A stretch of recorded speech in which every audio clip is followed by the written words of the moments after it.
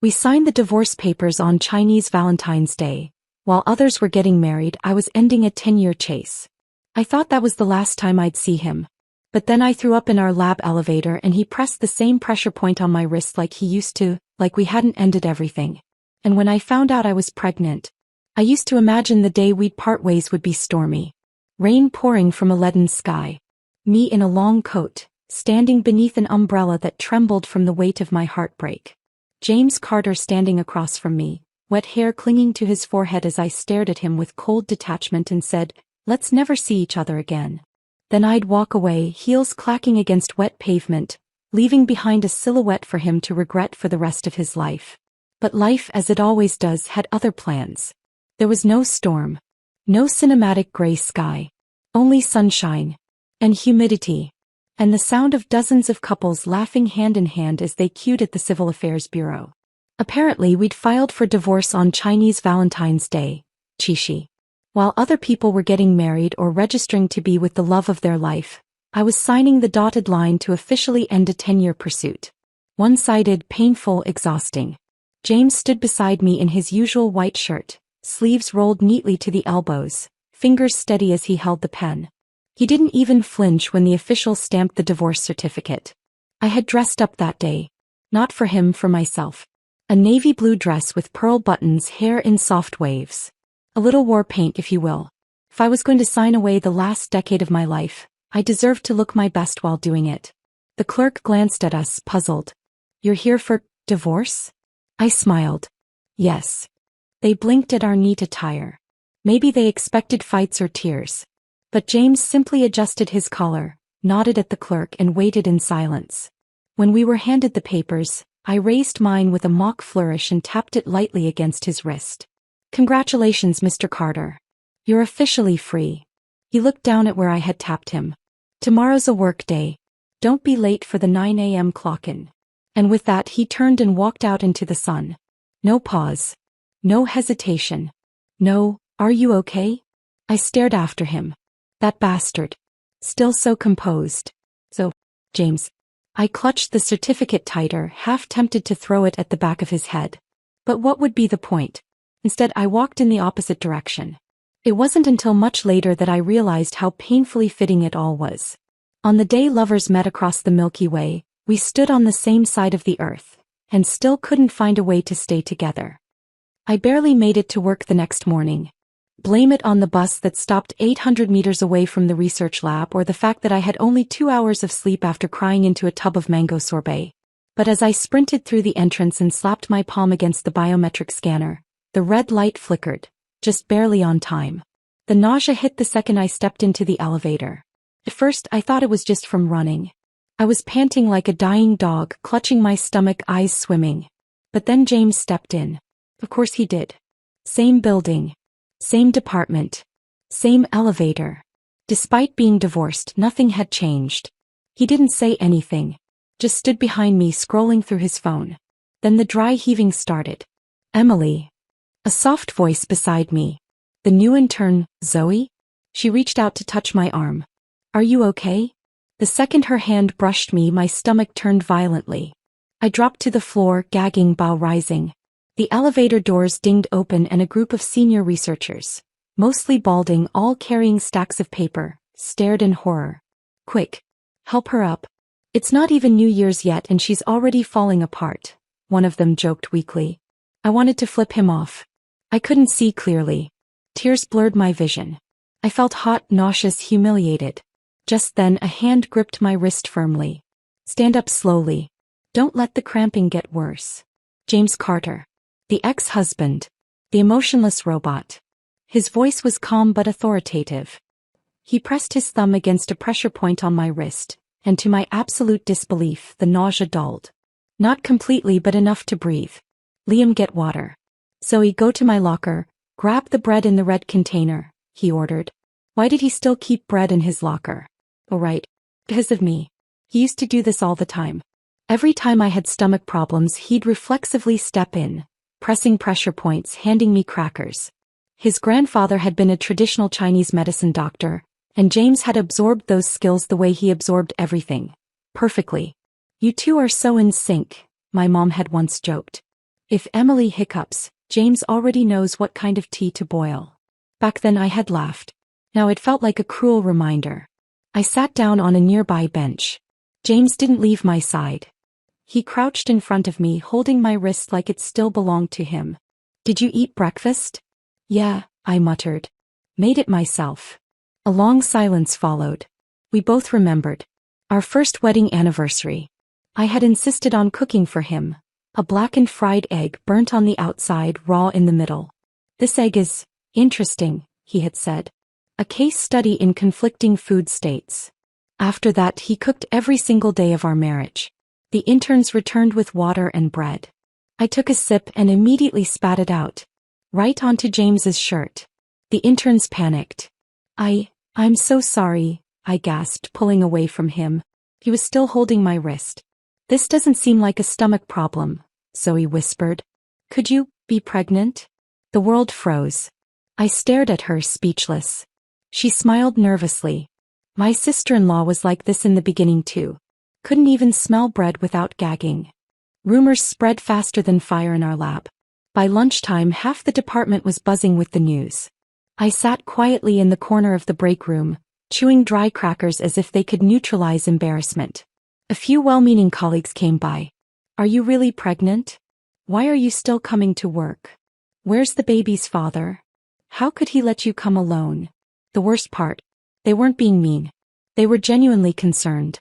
I'd always had a good relationship with them. But standing nearby, James Carter. Silent. Watching. One of the junior researchers frowned. "Professor, don't you think the baby's father is being irresponsible?" The room turned to him.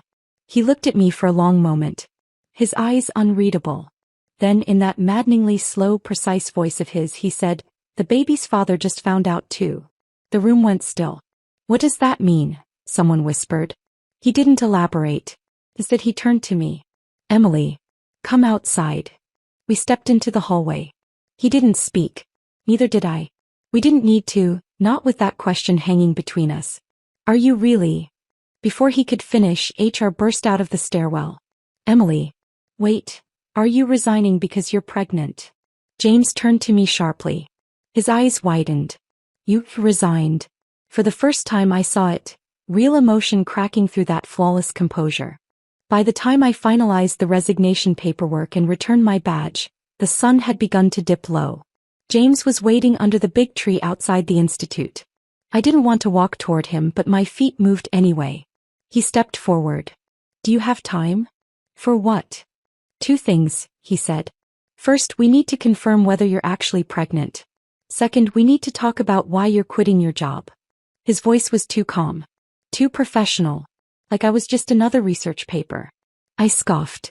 "Did you forget we're divorced? My decisions have nothing to do with you anymore." He flinched.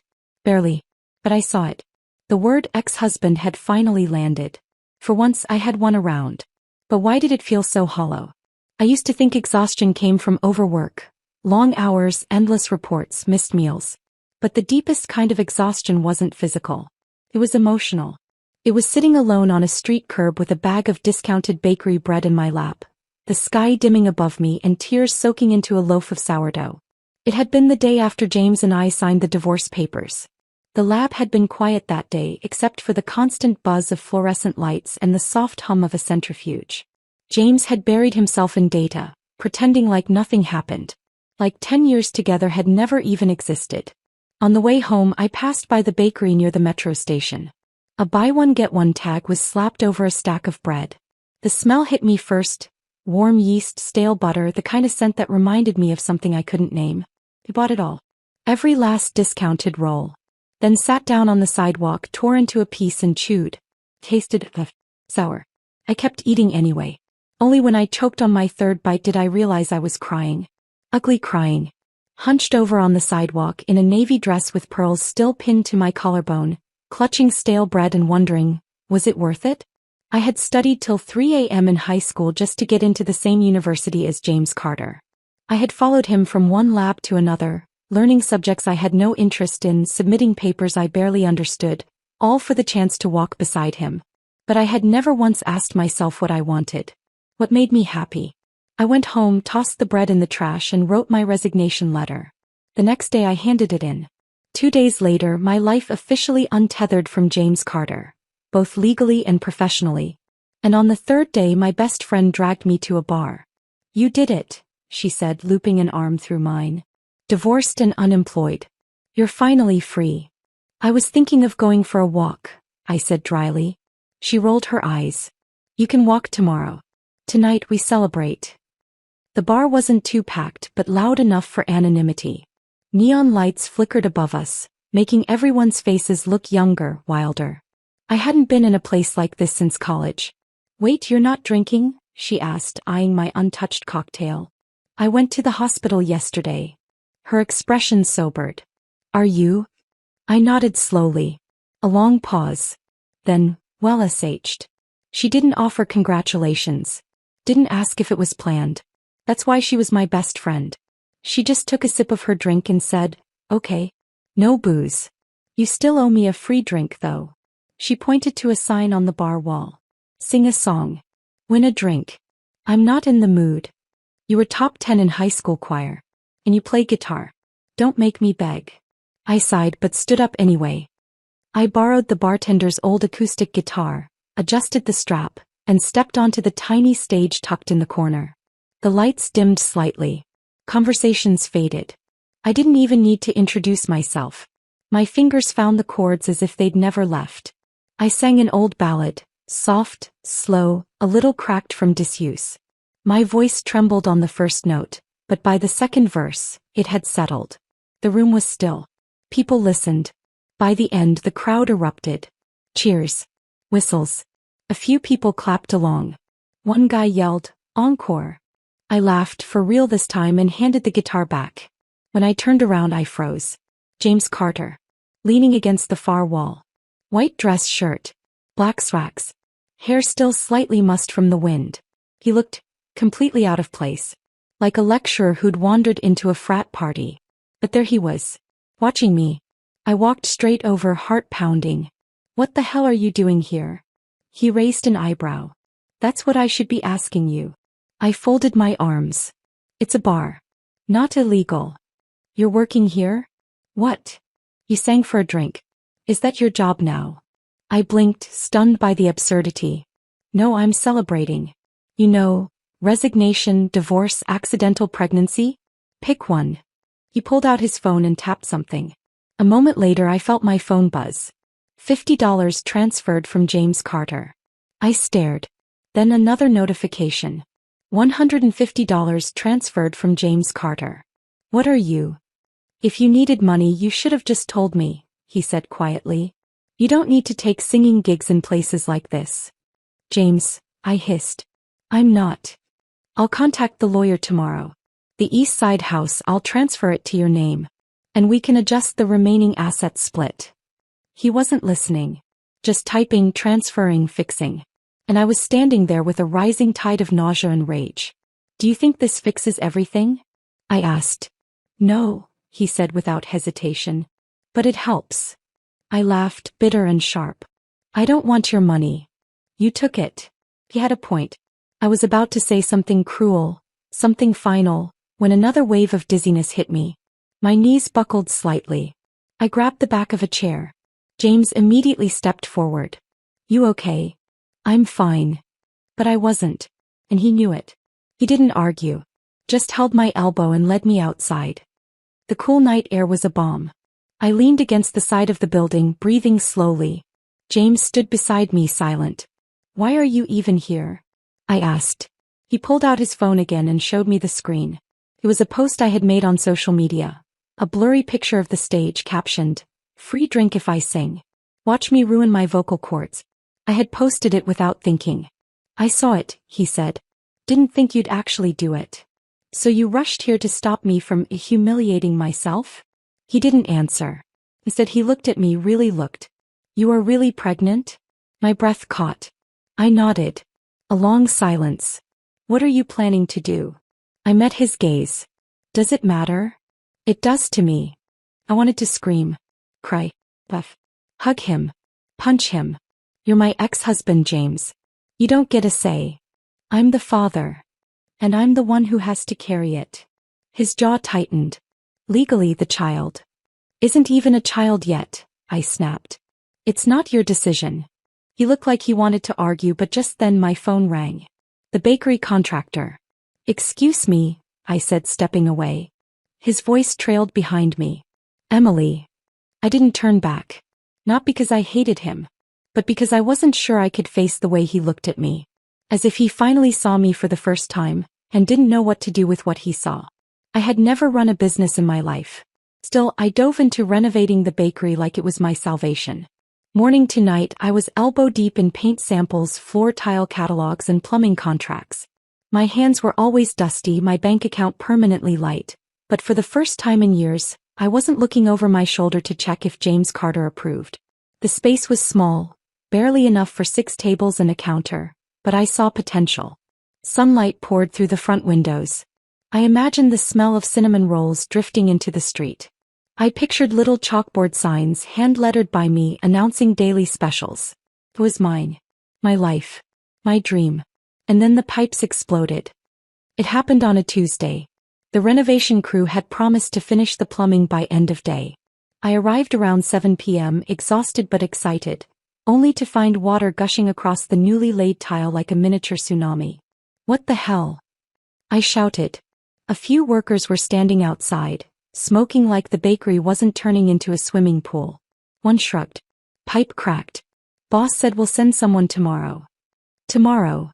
I repeated, soaked shoe squelching across the floor. You're leaving this overnight? They shrugged again. My hands curled into fists. My dream, the one I'd finally chosen for myself, was drowning. And the men who broke it didn't even care. I called the site manager. No answer. I called again. Then again. And again. All his numbers went to voicemail. My hands trembled as I dialed one more time. Another number I hadn't called since the bar incident. The phone rang once. Twice. Hello. I don't need this right now. I snapped. You think you can just show up and care when it's convenient? Where were you when everything went wrong, huh? Do you think I need your pity? Let me tell you something, James Carter, I can replace you just like that. Get lost. I hung up, and then I looked at the screen. The call log read, James Carter, incoming call. I had just screamed at him before he even spoke. *T. The crew eventually returned. They patched the pipes and promised to try harder next time. I didn't believe them, but I didn't have the energy to fight. Thankfully, my best friend came with takeout and a mop. We spent the evening bailing water out of my future bakery, laughing bitterly, crying a little, and sharing greasy dumplings on a half-installed countertop. By 11 p.m. I was ready to collapse. My clothes clung to me. My hands were raw. My heart ached. My phone buzzed. James Carter. I stared at the screen. My thumb hovered over the red button, then hit green instead. What do you want? I said, voice low. There was a pause. Then, what are you doing? Feeding stray dogs, I said, too exhausted to come up with a better lie. There was another pause. Then he said flatly, then why don't you have that 6-foot-tall dog next to you say hello? I blinked. And looked up. James was standing right outside the bakery. Phone still to his ear. Dressed as always. Collared shirt, black slacks, calm expression. My new renovation manager, who had been helping me lift a box, caught sight of him and blanched. I'll get going, he said quickly. You're in good hands. Then he bolted.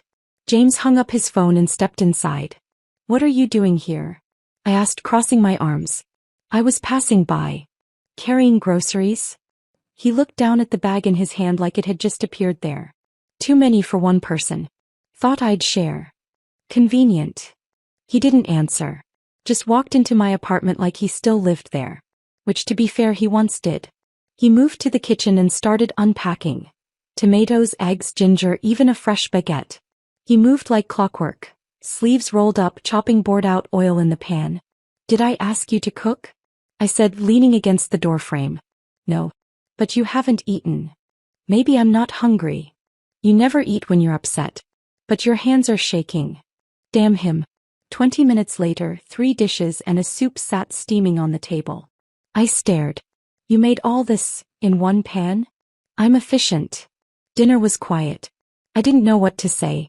In the past I would have filled the silence. Chatter, questions, anything to draw him out. James never initiated conversation, but he always responded. That used to be enough. Now it just felt lonely. I picked at my food. He ate slowly, mechanically. Then I accidentally scooped a few red chili slices into my bowl. He looked up sharply. You're pregnant. Don't eat that. I can eat what I want. He put down his chopsticks. Emily. I'm not a child. No. You're carrying one. His tone wasn't angry.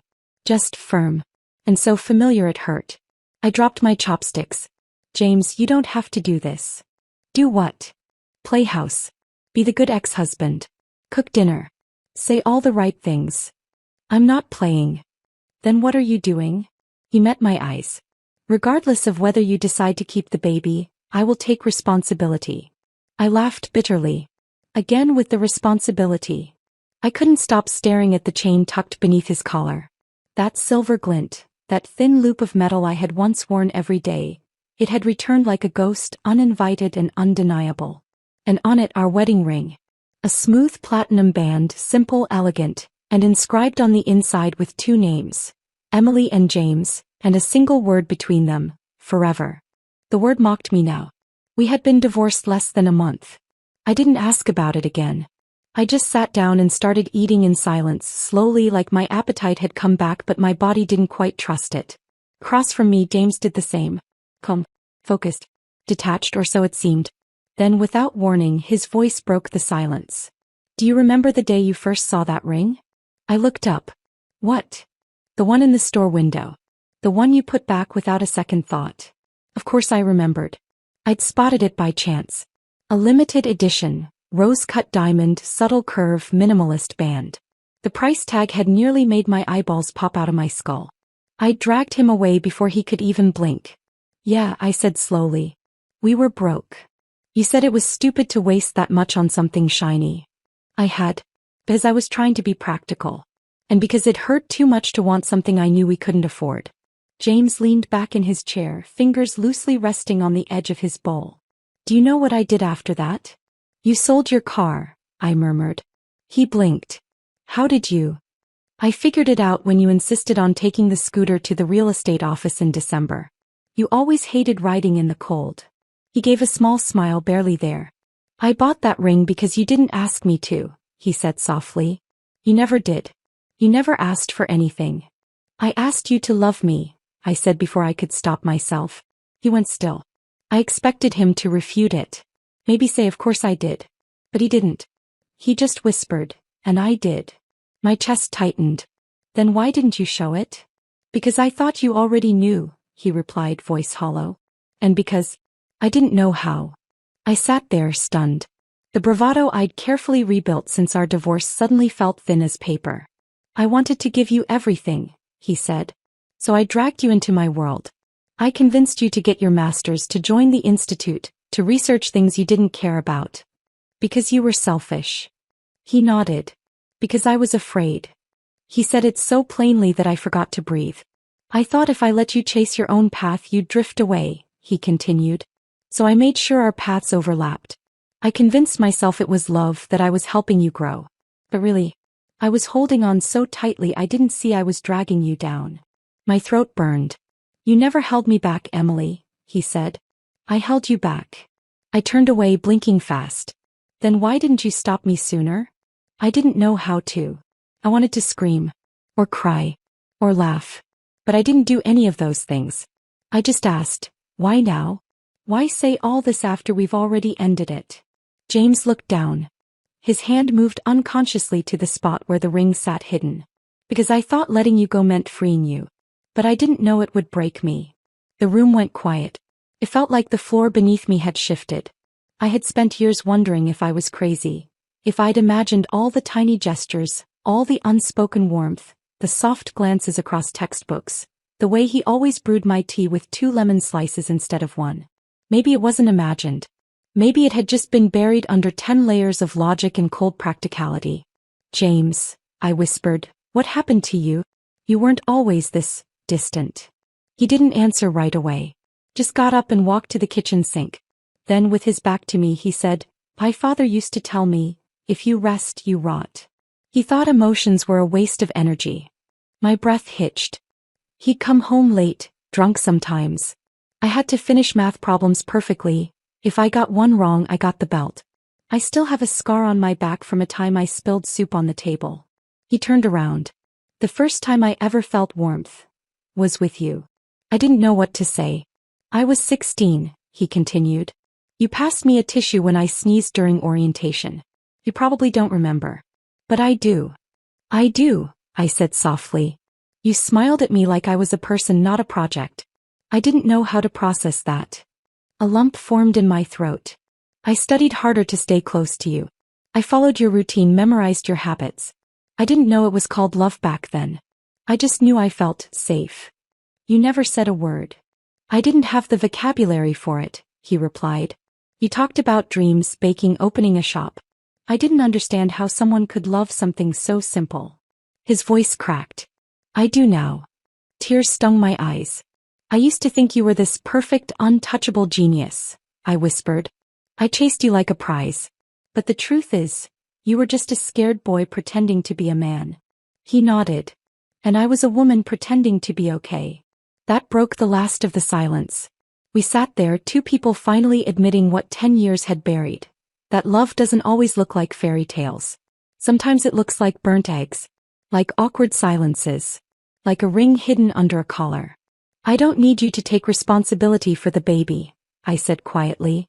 I know. I don't need your house or your groceries or your pressure point massages. I know. But I do want honesty. James looked up. So do I. Then be honest with me now. Why are you still here? He didn't hesitate. Because I don't know how to stop loving you. I closed my eyes. God. Of all the things he could have said, that was the one I wasn't ready for. But maybe it was what I had always waited to hear. My mother, true to form, didn't waste time. The moment she realized I was divorced, pregnant, and unemployed, in that order, she flew in like a concerned general ready to wage war on my behalf. She inspected my unfinished bakery, made sounds at the exposed pipes, and then dragged me back to my apartment for what she called a life review.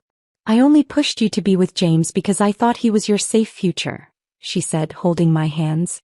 But now I see, you've been exhausted for years. I didn't argue. I didn't need to. He meant well. But I had grown tired of being steered. That didn't stop her from setting me up with a parade of men, introduced under the label of friend, but carrying the heavy air of matchmaking. The fourth guy, Greg, I think his name was the final straw. He picked the cheapest bubble tea place in the city, spent 5 minutes trying to use 3 different apps to pay, then handed me a crumpled dollar and said, "Guess I'm old-fashioned." I paid for us both just to escape the awkwardness. As we walked out, he casually said, "If I'd known you were paying, I would have ordered the most expensive one." Even the teenage cashier rolled her eyes. "You used to work at a research lab?" he asked as we walked. "Too many male colleagues, right? That's not good. Women should be careful around men." "I was more focused on lab results than flings," I said coldly. Greg laughed. "Well, don't study too much. No man likes a woman who's smarter than him." I stopped walking. "Greg, do you own a mirror?" He blinked. "What?" "Or at least a reflective puddle. Anything that might show you what you look like when you say garbage out loud." He stammered something about just being honest, but I was already walking away. My mother didn't press me after that. I didn't expect to see Greg again. But the universe has a cruel sense of humor. It was a rainy afternoon. I had just returned from picking up new red date syrup from the herbal shop next door. The bakery's front lights were glowing softly and I'd finally set up 2 chairs by the window. Then the door slammed open. "You ruined my reputation."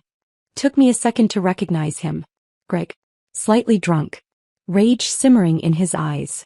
"You told the others about me, didn't you? That's why no one wants to date me." I blinked. "Greg, what?" "I'm warning you," he growled, stepping closer. "You women are all the same. Always looking down on men like me." I stood firm. "You're making a scene. Leave." But he didn't. He grabbed a stool and slammed it against the ground. Wood splintered. My breath caught. I backed away. That's when someone stepped between us. A voice I knew far too well. "Sir, I've already called the police." James Carter.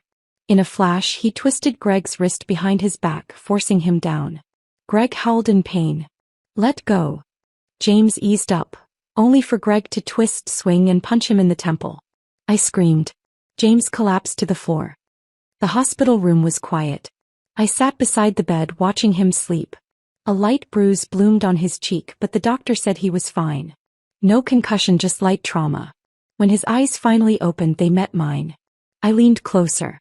"Do you remember who I am?" He stared at me blankly. My heart stopped. Then he smirked. "Why are you asking such a dumb question?" I shoved his shoulder hard. "Don't scare me like that." He winced and rubbed his temple. "Ow. You deserved it. I saved your life. You got yourself punched." He gave a tired chuckle. "Still saved you." Silence settled. I glanced at his collar again. Why are you still wearing the ring?" I asked softly. He looked away. "I already bought it." "That's not an answer." After a long pause, he said, "It's the only thing I bought for you that I chose entirely on my own. You didn't push me. You didn't even ask for it." He turned to me. "I saw how your eyes lit up when you saw it, and how quickly you looked away when you saw the price. I wanted to give it to you because it was the first time I saw you want something for yourself." I swallowed hard. Flashbacks poured in. That tiny jewelry shop on Main Street, Christmas lights glowing outside.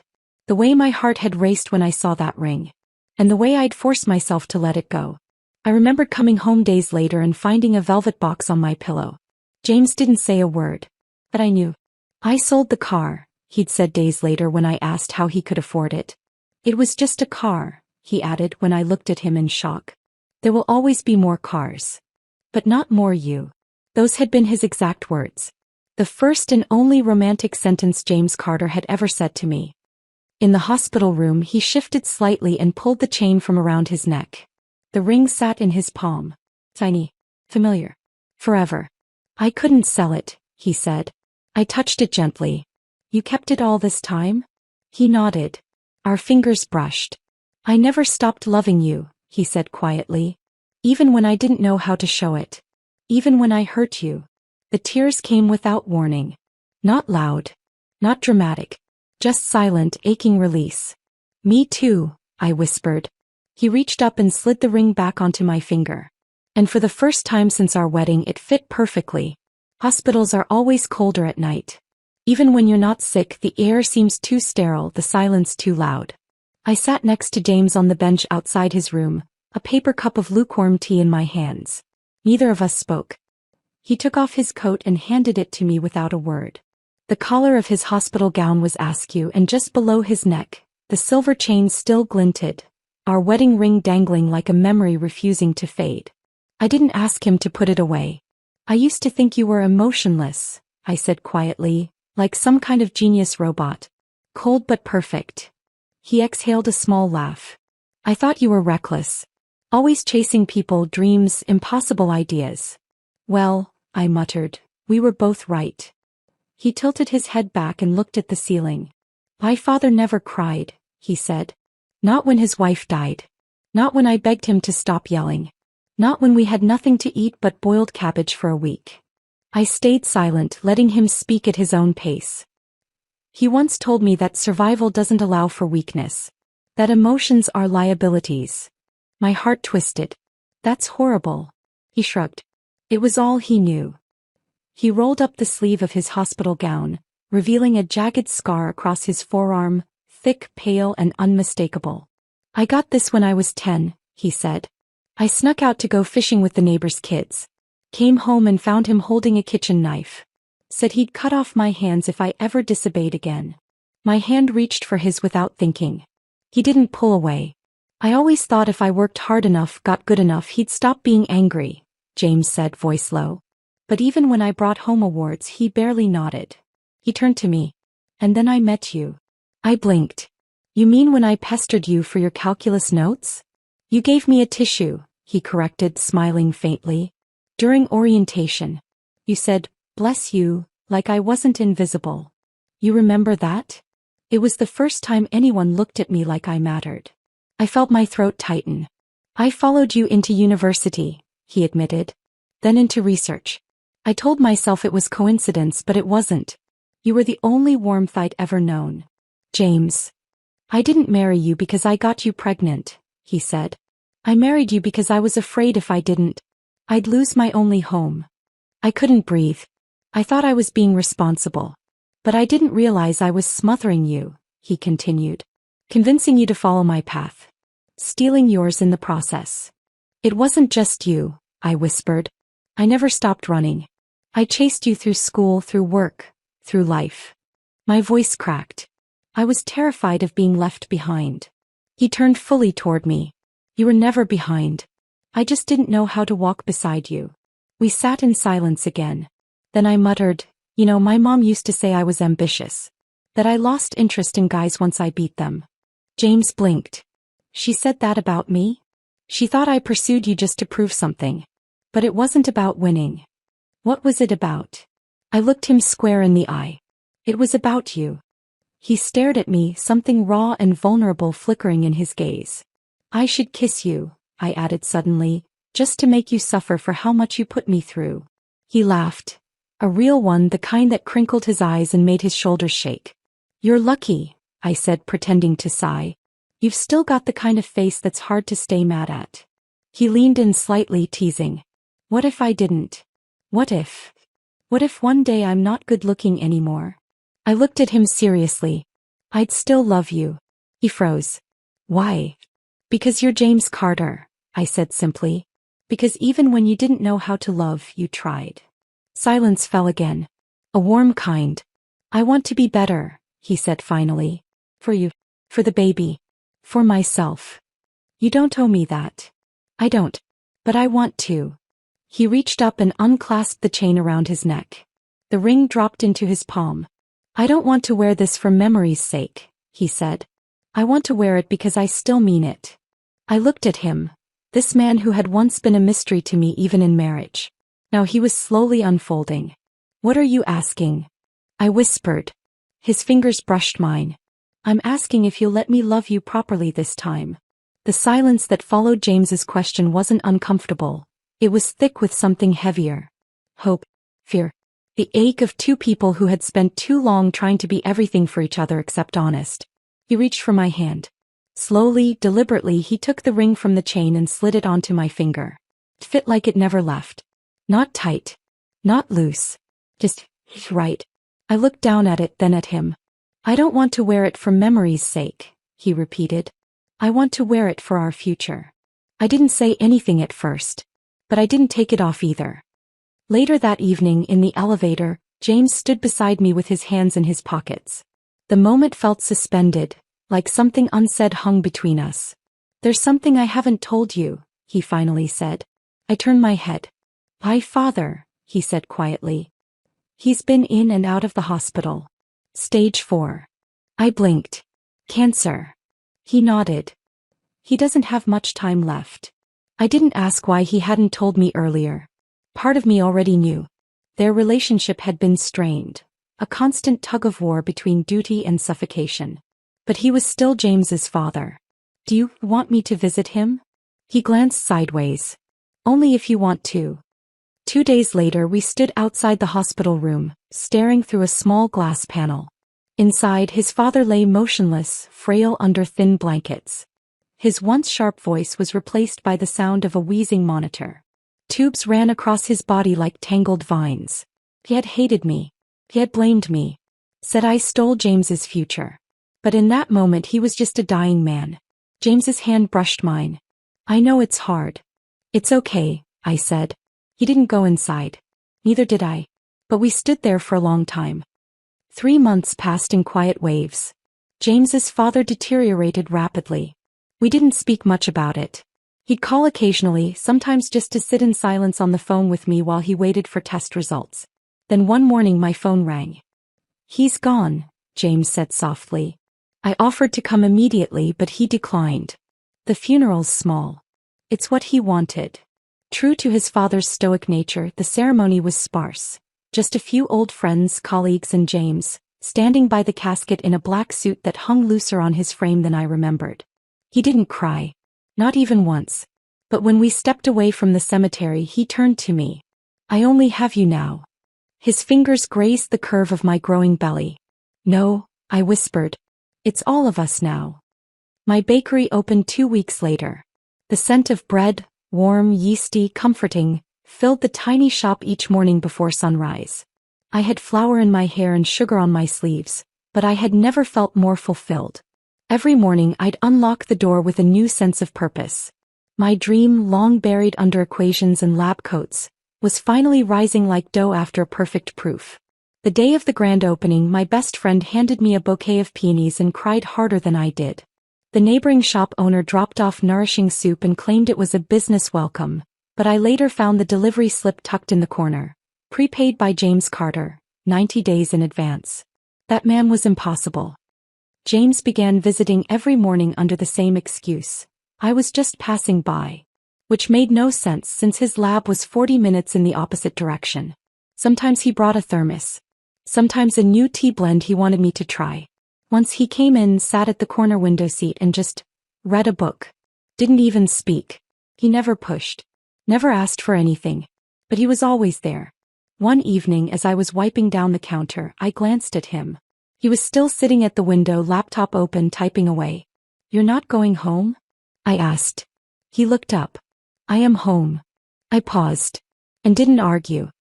We fell into a rhythm neither of us dared to define. He helped me carry heavy flour bags when shipments came. I left a mug of jasmine tea at his table every morning, no words needed. He fixed a leaky faucet one Saturday without asking. I started packing him an extra bread roll with his coffee. It was like breathing again, easy, unconscious. But different this time. He wasn't the center of my world anymore. I was. And he didn't seem to mind. One night I collapsed onto the couch, feet swollen, lower back aching. Pregnancy had made me feel like a hot air balloon with a pastry addiction. James knelt in front of me without a word, massaging my ankles gently. "You don't have to do this," I muttered, though I didn't mean it. "I want to. You spoil me. Let me keep spoiling you." I looked down at him, at the man who once couldn't even express his emotions, now gently easing the soreness from my feet. He glanced up. "Emily," he said softly. "Yeah. Let's get married again." I stiffened. "Why?" "Because I never stopped loving you." My throat tightened. "Don't marry me just because of the baby." "I'm not." He took my hand. "I'm marrying you because I can't imagine a life without you." I stared at him, overwhelmed by the sincerity in his voice. And slowly I nodded. This time there was no lavish ceremony. Just a quiet city hall afternoon. A tiny gold band. My best friend snapping photos with her phone and crying again, of course. We walked out hand in hand, the late autumn breeze swirling around us. "Any regrets?" he asked. "Not a single one," I replied, squeezing his hand. He smiled. "Me neither." A few months later, in the quietest hour of the morning, our child was born. Tiny, wrinkled, red-faced and screaming, with James's dark eyes and my stubborn jawline. He held the baby in his arms like he used to hold fragile glassware in the lab. Careful, reverent, afraid to breathe too hard. "Welcome to the world," he whispered. I watched him, heart full. After all the detours and silence, we had finally come home. Together. And this time we weren't letting go. The baby woke at 5:37 a.m. I groaned into my pillow, already calculating how many minutes I could delay before stumbling to the crib. Before I could push the blanket back, I heard footsteps. James. Half asleep, he scooped our daughter into his arms with the practiced ease of a man who had memorized every soft whimper and urgent cry. "You sleep," he said over his shoulder. "I've got her." I drifted back to sleep to the sound of him humming softly, off-key of course, and our daughter's sleepy coos. Our mornings were slow now. Not lazy, no, not with a baby in a bakery, but grounded. James brewed coffee with the same focus he once applied to research data, measuring grinds like milligrams, timing everything down to the second. I kneaded dough near the window, letting sunlight pour in as I worked, apron dusted in flour, hair in a messy knot, baby monitor clipped to my shirt. He fed her between oven timers. I folded croissant dough during lullabies. We had become a team in a way we never managed to be the first time around. Not because we tried harder, but because this time we chose to try together. He no longer belonged to a world of silent calculations and sterile white rooms. He belonged here, with me, with us. In the scent of butter and cinnamon. In the morning laughter.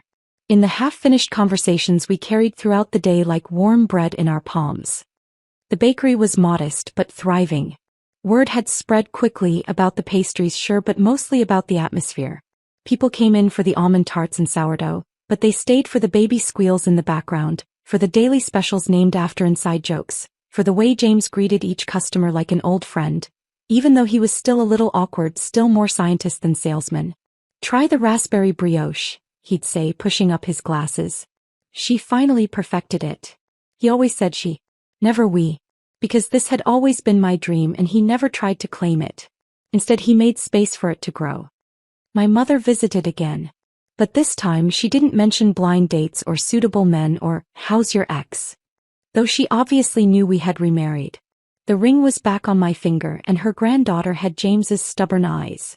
Instead she showed up with a pot of ginseng soup and a pair of handmade baby mittens. "I didn't bring your dad," she said. "He'd just argue about oven temperature." I laughed. We sat outside the shop watching the late afternoon bustle. She sipped tea, squinting at the chalkboard menu. "You did it," she said finally. "I did. And you're happy?" "I'm not surviving anymore, Mom," I said quietly. "I'm living." She nodded, then reached out and squeezed my hand. "I always thought you'd marry a doctor. A lawyer maybe," she teased. "Not a man who learned pressure points from his grandfather." I grinned. "You did say I had a thing for complicated men." She raised an eyebrow. "Just don't let this one go again." "I don't think I could if I tried." Evenings were our favorite. Once the baby was down, once the chairs were stacked and the register closed, we'd sit outside the bakery, side by side, watching the street lamps flicker on. Sometimes we talked about nothing. Sometimes we shared our old regrets like they were old friends, familiar, no longer painful. "I never thought you'd stop chasing me," James said one evening, sipping his tea. I tilted my head. "I never thought you'd turn around." He smiled. "You finally stopped running." I looked at him, at the man who once lived in my shadow, or maybe I in his. At the man I had tried so hard to reach, only to realize we'd been walking in circles around each other for years. I squeezed his hand. "That's because I finally arrived." We didn't take photos of everything. Life wasn't always Instagram perfect. Sometimes the baby threw up on James's shirt right before a customer walked in. Sometimes we forgot to reorder flour and had to improvise. Sometimes I cried at night from the sheer weight of joy and exhaustion tangled together. But every morning when the sun slanted just right across the bakery window, I looked around and saw the life I had always wanted, not one I fought for, not one I chased down like a medal, but one I built with love, brick by brick, loaf by loaf. James brought me tea just as I pulled the first batch of bread from the oven. Our daughter giggled from her bassinet beside the counter. And I thought, this is it. This is home. And this time I'm not leaving. The end.